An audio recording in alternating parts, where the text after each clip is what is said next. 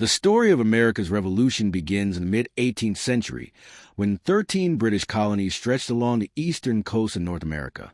For decades, these colonies enjoyed a measure of independence, managing their own assemblies, building their own economies, and developing a distinct identity.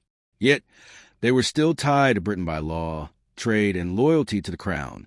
The turning point came after the French and Indian War, which ended in 1763. Britain emerged victorious, but deeply in debt. To recover costs, London turned to its colonies. New taxes and regulations were introduced. The Sugar Act of 1764, the Stamp Act of 1765, and later the Townshend Acts. These measures struck at everyday life. Paper, legal documents, newspapers, tea, and other essentials now carried royal taxes. Colonists protested loudly, not because of the amounts, but because they had no representation in Parliament. The cry of no taxation without representation was born. Resistance grew. In 1770, tensions boiled over in Boston when British soldiers fired on a crowd, killing 5 colonists in what became known as the Boston Massacre. Propaganda spread, painting Britain as tyrannical. 3 years later, the Tea Act gave the East India Company a monopoly on tea. In defiance, patriots disguised as Mohawk Indians boarded ships in Boston Harbor and dumped tea into the water. The Boston Tea Party became a symbol of resistance. Britain responded with harsh measures known as the Coercive Acts or the Intolerable Acts, which closed Boston's port and stripped Massachusetts of self-government. Far from breaking the colonists, these laws united them. In 1774, delegates from across the colonies met in Philadelphia for the First Continental Congress, calling for unity and resistance. War came in April 1775.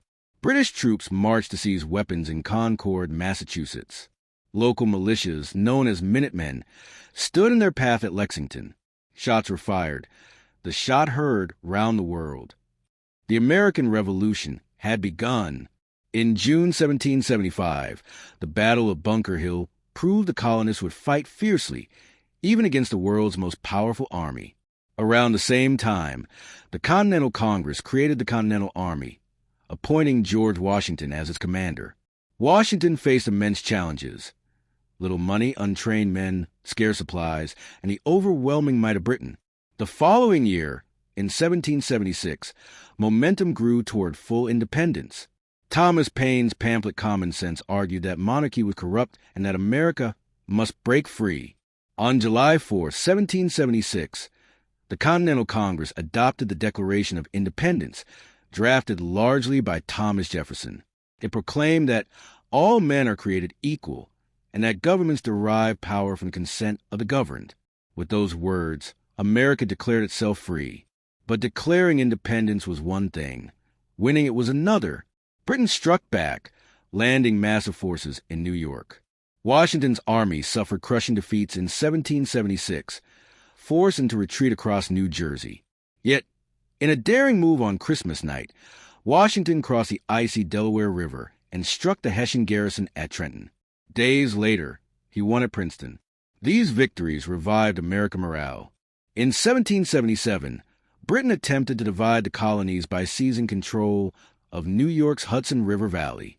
But American forces under General Horatio Gates, aided by Benedict Arnold, defeated the British at Saratoga.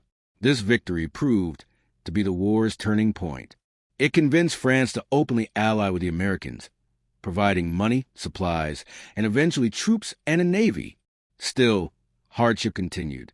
During the winter of 1777 to 1778 at Valley Forge, Washington's army endured freezing temperatures, hunger, and disease. Yet under the training of Baron von Steuben, a Prussian officer, the ragtag army became disciplined and effective. The war then spread south. The British captured Charleston in 1780 and won several victories in the Carolinas. But American forces, using guerrilla tactics, harassed them. Leaders like Francis Marion, the Swamp Fox, struck at British supply lines. At Kings Mountain and Cowpens, American militias scored decisive wins, weakening British control in the South. Meanwhile, Benedict Arnold, once a hero of Saratoga, betrayed the cause, plotting to surrender West Point to the British. His treason shocked the nation but ultimately failed. The final chapter came in 1781. British General Cornwallis entrenched his forces at Yorktown, Virginia. Washington, with French troops under Rochambeau and the French Navy under Admiral de Grasse, trapped the British by land and sea. After weeks of bombardment, Cornwallis surrendered on October 19, 1781. The war was effectively over. 2 years later, in 1783, the Treaty of Paris formally ended the conflict. Britain recognized the independence of the United States, granting it territory from the Atlantic to the Mississippi River. The Revolution was not just a war. It was the birth of a new nation. It gave rise to ideals of liberty, self-government, and equality, though these ideals were incomplete, as slavery endured and women had few rights. Still, the Revolution planted seeds of democracy that would spread worldwide.